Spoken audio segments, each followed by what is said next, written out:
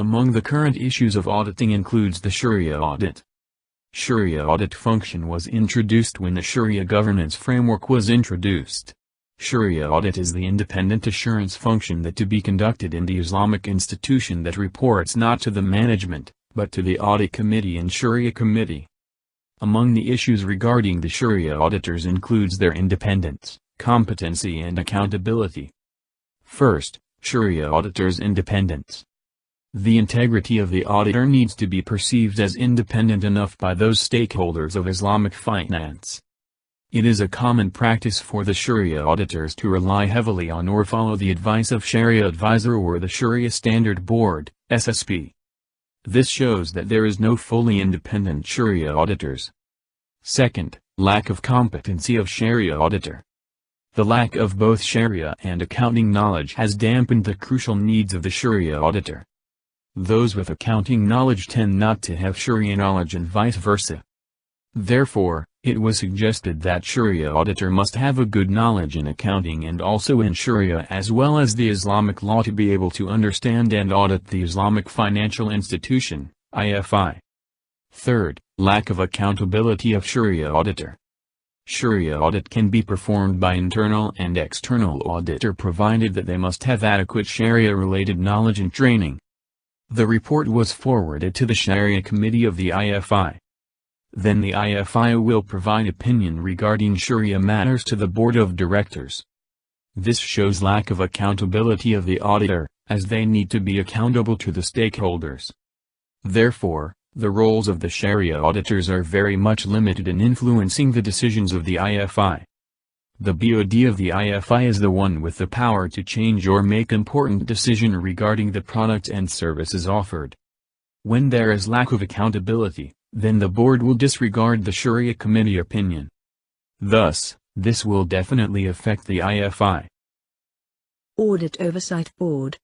It is to promote and develop an effective audit oversight framework and to promote confidence in the quality and reliability of audited financial statements in Malaysia.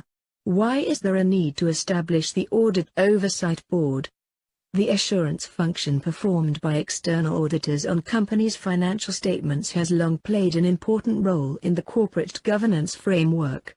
The collapse of large firms and news of fraud involving globally recognized firms over the years have raised concerns regarding the credibility of audited financial statements. A strong corporate governance framework requires providing the necessary assurance on the rigor of the audit process and the quality and reliability of audited financial statements.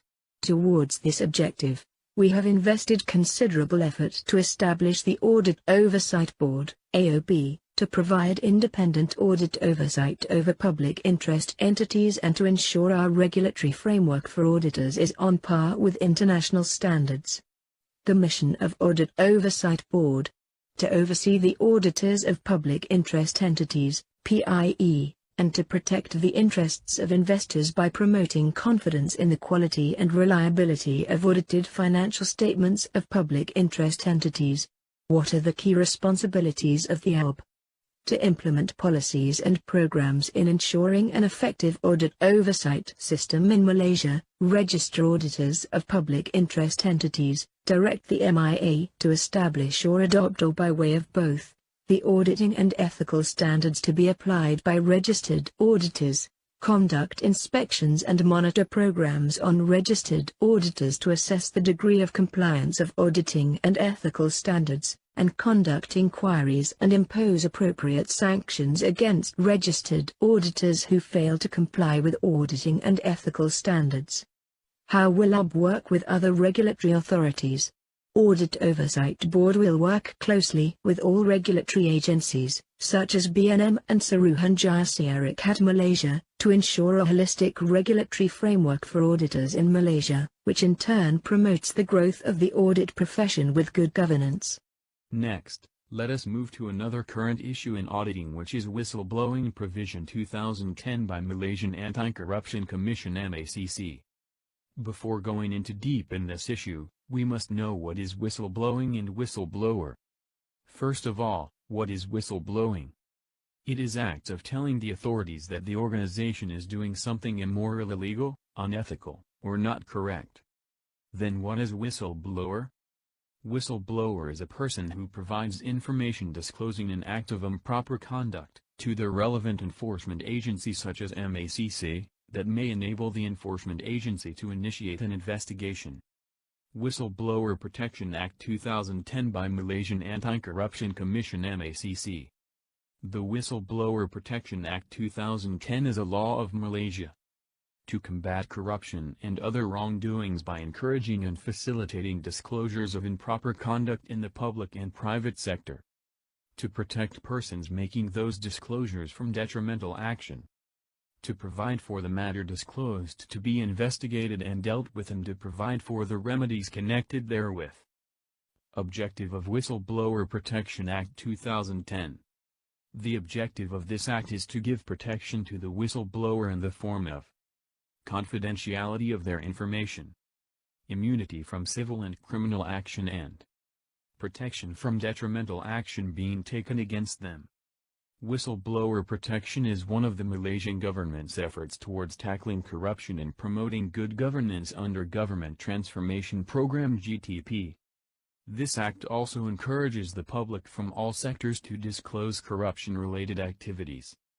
Disclosure of the confidential information will be liable to a fine not exceeding Rm 50,000 or to imprisonment for a term not exceeding 10 years or both. Example of illegal or unethical activity. The Whistleblower Protection Law covers any member of the public and private sectors who discloses wrongdoings. Among the disclosures that intended to be disclosed are abuse of authority, violation of laws and ethical standards, danger to public health or safety, gross waste, fraud and corruption. The disclosure should be made in good faith based on honest and reasonable grounds at the material time without necessitating hard evidence from the whistleblower. Money laundering is the process by which the proceeds of crime are converted into assets which appear to have a legal rather than an illegal source. The aim of disguising the source of the property is to allow the holder to enjoy it free from suspicion as to its source. Money laundering usually comprises three distinct phases. The first one is placement. It refers to the initial disposal of the proceeds of criminal activity into an apparently legitimate business activity or property. Secondly is layering, which refers to the transfer of money from business to business, or place to place, in order to conceal its initial source. And the third on is integration. It refers to the culmination of the previous procedures through which the money takes on the appearance of coming from a legitimate source. In Malaysia, money laundering is always an issue of auditing. The example of money laundering issue is as stated in this news, which happened in 2013, where a jobless woman is being charged in a session court in Shah Alam with 19 counts of money laundering amounted Rm 1.1 million in connection with the gold investment company named Geneva Malaysia Sendirian Berhad. She is accused of involvement in money laundering by receiving illegal gains from Geneva Malaysia and deposited the money into SIM. On the other hand, in August 2017, Bank Negara Malaysia swooped on 5 premises located in Pahang, Perak and Negeri Sembilan for suspected money laundering, while relevant document, cash and foreign currencies were seized. Let's move to the issue of transnational audits. A transnational audit means an audit of financial statements which are relied upon outside the audited entity's home jurisdiction for the purpose of significant lending, investment or regulatory decisions. So if a company is listed on the stock exchange of several countries, and is planning to raise more finance, this means it is subject to the regulations of all stock exchanges on which it is listed, and so is bound by listing rules outside of its home jurisdiction. The issue on how transnational audits may differ from other audits of historical financial information includes 1. Application of auditing standards. Although many countries of the world have adopted international standards on auditing, ISAs, not all have done so, choosing instead to use locally developed auditing regulations. In addition, some countries use modified versions of ISAs. This means that in a transnational audit, Some components of the group financial statements will have been audited using a different auditing framework, resulting in inconsistent audit processes within the group, and potentially reducing the quality of the audit as a whole. 2. Regulation and oversight of auditors. Across the world there are many different ways in which the activities of auditors are regulated and monitored. In some countries the audit profession is self-regulatory, whereas in other countries a more legislative approach is used.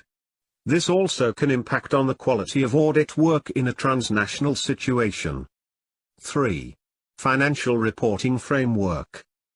Some countries use IFRS, whereas some use locally developed accounting standards.